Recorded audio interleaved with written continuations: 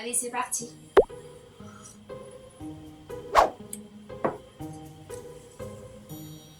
Alors,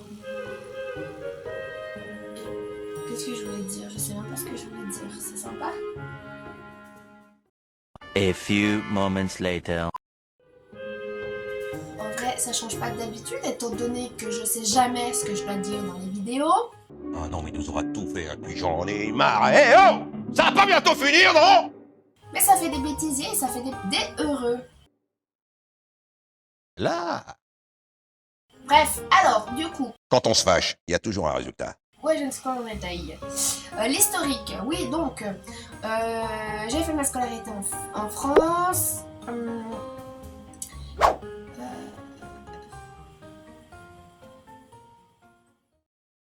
Et salut à tous, c'est Lily, bienvenue dans une nouvelle vidéo. Aujourd'hui, on va parler de mon expatriement, je sais pas comment on appelle ce mot, bref, je déménage en Suisse il y a maintenant 8 ans de ça. J'ai tout quitté, travail, amis, famille.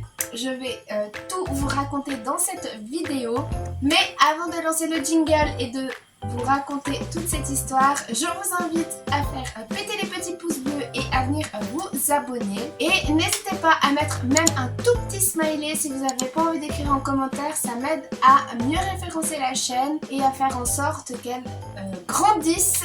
Jingle et c'est parti!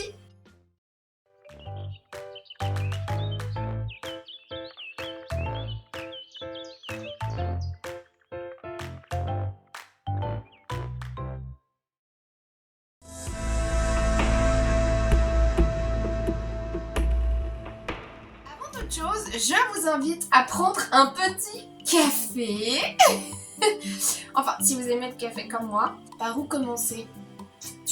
Par le commencement. Il y a 8 ans de ça, j'habitais en France, en zone frontalière, dans le département de la Haute-Savoie. J'ai vécu et grandi en France depuis toute petite. Je suis issue d'une famille qui a immigré dans les années 60 en France. Donc mes parents et mes grands-parents et ma famille en fait, au grand complet, sont turcs, immigrés en France. Mon grand-père, il a donc déménagé quand ils ont fait cette repopulation après-guerre. Il a été appelé à venir en France avec sa famille, chose qui s'est faite. Donc mon père, il est arrivé en France quand il avait 6 ans. Il s'est marié en France avec une dame qui l'a fait venir de la Turquie. Et puis nous, on est tous nés à Annecy, donc on est tous au Savoyard.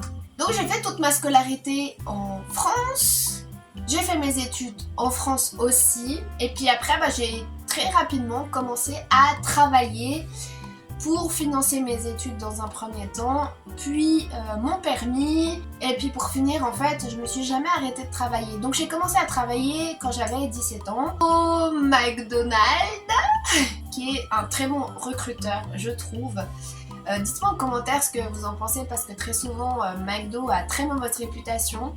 Et moi c'est vrai que j'en ai vraiment que des bons souvenirs. C'est pas quelque chose que je garde de négatif en tout cas de ces années-là, parce que ça m'a vachement aidé, même pour le après quand j'ai pris des postes.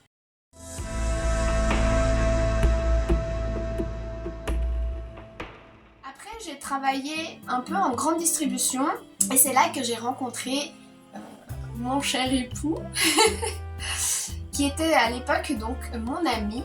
Et puis un jour, il a fait sa pendaison de crémaillère chez lui, parce qu'en fait, lui, il est suisse et il avait envie de revenir dans son pays natal. Ce que je peux comprendre, surtout que voilà, quand on est attaché à un pays, que les valeurs nous correspondent mieux, eh bien je pense que c'est avantageux de pouvoir quitter et puis partir vivre dans le pays natal. Surtout que là, bon, ses parents, eux, sont suisses aussi. Son papa et sa maman, à l'époque, ils ont acheté une maison en France, mais lui, ça lui convenait pas de vivre en France, donc il s'est expatrié. Et donc, à cette fameuse pendaison de crémaillère, eh bien, il m'a fait comprendre que l'amitié qu'il avait pour moi était un petit peu plus fort que ce qu'il ne le voulait. Ouais, du coup, c'était un peu... J'étais là, mais t'es mon ami, enfin... En fait, c'est délicat, je trouve, de passer d'une relation amicale à une relation amoureuse. Et puis à l'époque, enfin, j'étais pas encore totalement construite, j'étais en phase de construction, je travaillais beaucoup sur ma personne, et je lui ai dit, mais tu tombes un peu mal parce qu'il y a des choses qui se sont rompues, et puis j'avais besoin de temps pour pouvoir me remettre dans une relation, etc.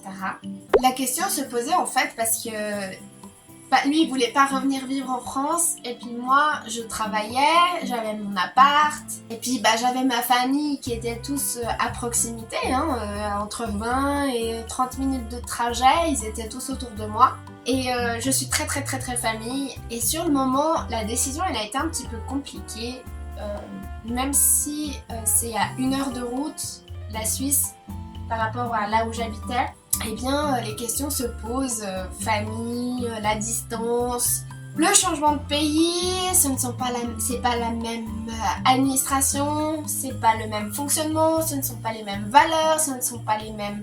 Bref, rien n'est pareil que en France, je trouve, en Suisse.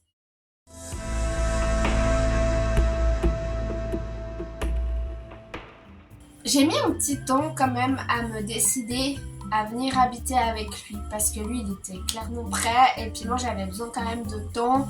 Déjà j'avais besoin qu'on construise un petit peu notre couple et puis pas en fait tout quitter comme ça du jour au lendemain. Une fois que j'étais sûre de moi, de mon couple, j'ai pris la décision de venir m'installer en Suisse. Alors pour venir s'installer en Suisse c'est un petit peu compliqué.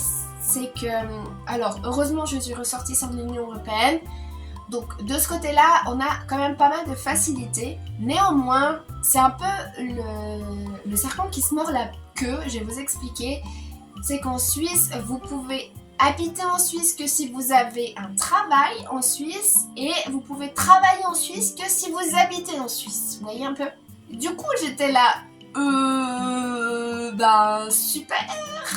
Comment je vais faire? Il faut savoir qu'il y a certains employeurs qui délivrent des permis de résider de manière transitoire. Moi, vu que j'avais travaillé essentiellement dans la grande distribution et dans la restauration, et puis dans les événements, eh bien je suis retournée chez des employeurs que je connaissais bien et ils m'ont délivré un contrat. Enfin, ils m'ont fait signer un contrat CDI avant même d'avoir commencé chez eux. Du coup, je ne les remercierai jamais assez pour ce geste parce que sans ça, je n'aurais pas pu en fait m'installer et m'établir en Suisse.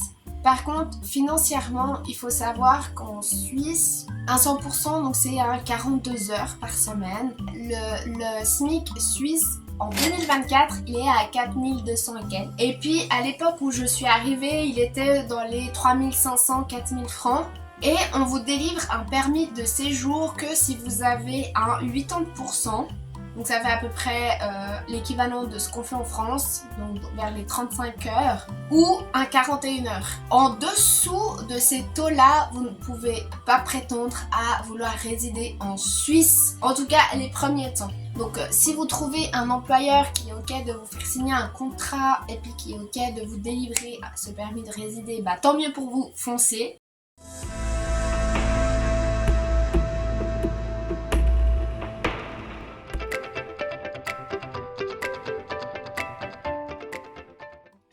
Parler de ce qui me plaît et qui se différencie de la France en Suisse. Je suis maman de 2 enfants nés en Suisse. Et puis pour la petite anecdote, vu que j'étais française avec mon grand, à l'aéroport une fois on voulait aller en Turquie et puis mon mari il avait pas de vacances. Et cette fameuse fois, arrivé à la douane, le monsieur il me dit mais je m'excuse madame mais votre nom de famille ne correspond pas au nom de famille de l'enfant parce que les Suisses si vous voulez quand ils se marient et qu'ils prennent leur nom d'époux, enfin le nom de l'époux, ça s'inscrit directement avec le nouveau nom. Que moi j'étais française, dans les passeports ou bien dans les cartes d'identité françaises, vous regarderez, vous avez votre nom de jeune fille qui est indiqué en haut et c'est écrit épouse de blabla. Et puis en fait, le monsieur il me dit oui, mais alors je suis désolée, je vais quand même devoir faire un contrôle. Est-ce que vous avez votre livret de famille? Puis j'étais là, super. Et puis je regarde dans mes affaires, puis heureusement pour moi, j'avais le livret de famille, donc j'ai pu justifier que c'était bien mon enfant. Tout ça pour une histoire de nom de famille qui ne correspondait pas. J'étais là, mais...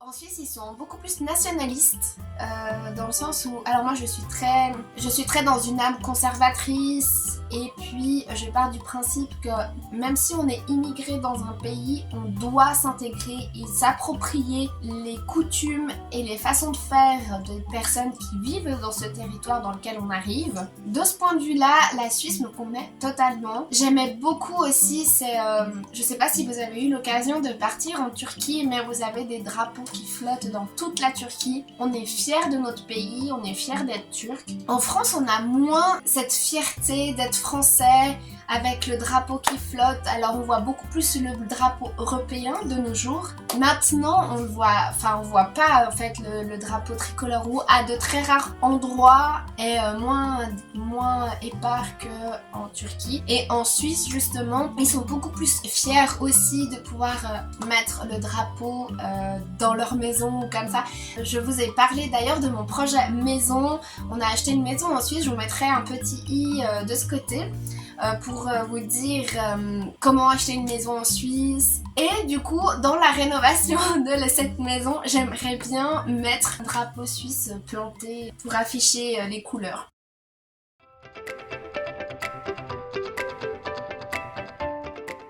Ça, c'était la première chose. La deuxième chose qui différencie beaucoup avec la France, c'est le salaire qui est beaucoup plus élevé en Suisse. Par contre, en contrepartie, c'est vrai qu'on paye beaucoup d'assurance, on a beaucoup plus de dépenses annexes qui sont différents en fait de la France. D'ailleurs, si vous voulez des vidéos comparatives entre ces deux pays de manière plus spécifique, n'hésitez pas à me dire en commentaire, je serais ravie de les faire. Mais vous avez des différences au niveau de la santé et des remboursements au niveau de la santé. Vous avez des différences au niveau... Ah oui, et au niveau des protections, au niveau aussi de ce qu'on vous prélève sur vos salaires. C'est vraiment différent et ce n'est pas du tout la même organisation et la même façon de voir qu'en France. Ce qu'on vous prélève des salaires, par exemple en France on vous prélève tout ce qui est sécurité sociale, pour votre retraite, etc. etc. Donc vous connaissez tout ce qu'on vous prélève, hein. Puis s'il y a des Suisses qui regardent cette vidéo, eh bien il y a une partie du salaire qui part pour différentes choses en France et puis c'est comme ça et pas autrement. Et en Suisse, eh bien c'est différent l'organisation. Alors oui, il y a des choses qui sont prélevées aussi, mais qui sont réinjectées d'une manière différente pour le jour où vous voulez retoucher cet argent. Je sais pas si c'est clair, mais je peux aussi faire une vidéo spécifique uniquement sur ce thème-là. Donc ça c'était chouette, j'étais contente parce que financièrement on peut sentir facilement que le pays il est sain en fait, dans sa façon de dépenser l'argent, dans sa façon de réinjecter l'argent, dans sa façon de réfléchir, c'est vraiment différent.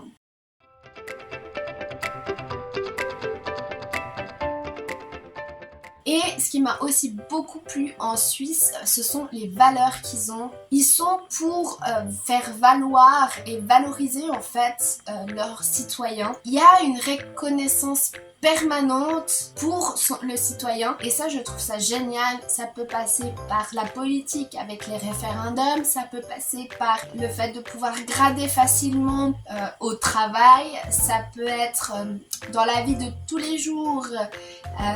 Ils sont beaucoup plus ouverts et beaucoup plus tolérants je trouve qu'en France. Voilà un petit peu les grandes différences que moi j'ai pu constater. Alors dites-moi si vous êtes français et que vous êtes aussi en Suisse, à compléter en commentaire ce que j'avance ici. Et si vous deviez me poser la question de savoir si je regrette d'être venue en Suisse, pas du tout. Aujourd'hui, je suis implantée en Suisse comme jamais. Maintenant, à l'heure où je vous parle, je suis même naturalisée suisse. Comme je vous disais, je suis pour les immigrants qui s'intègrent, donc je fais partie de ces personnes qui ont envie de s'intégrer dans le pays dans lequel ils vivent et pleinement. Je me suis même mise à la politique, je fais partie de ce qu'on appelle le conseil communal, donc je suis très contente et très fière de ça. Donc voilà un petit peu pour mon parcours en Suisse et mon implantation en Suisse. Si vous avez des questions, n'hésitez pas à me les formuler en commentaire. N'hésitez pas à faire péter les petits pouces bleus et à vous abonner, ça fait toujours plaisir parce que vous êtes quand même beaucoup à regarder les vidéos et pas vous abonner. Je vous vois. Je vous dis à très vite pour une nouvelle vidéo. Je vous fais de gros bisous.